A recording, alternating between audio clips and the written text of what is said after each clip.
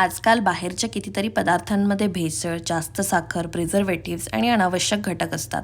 त्यामुळे शक्य तितकं घरचं, साधं आणि हेल्दी खाण्याचा आम्ही प्रयत्न करतो. आज बनवूया आमचं आवडतं हेल्दी हॉट चॉकलेट, ज्यात रिफाईंड साखर नाही, मैदा नाही, पण चव मात्र एकदम कॅफेसारखी. सर्वप्रथम एका पॅनमध्ये 1 टीस्पून बटर घाला.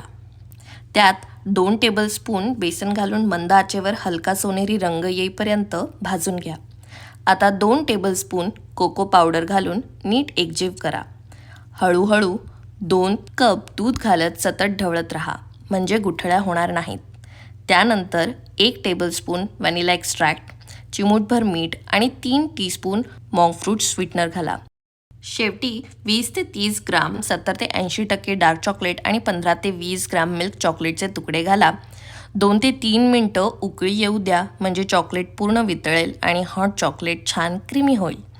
आता गरमागरम कपमध्ये सर्व्ह करा. बाहेर पाऊस, हातात गरम हॉट चॉकलेट आणि आपल्या माणसासोबत घालवलेले असे छोटे क्षणच तर आयुष्य सुंदर बनवतात.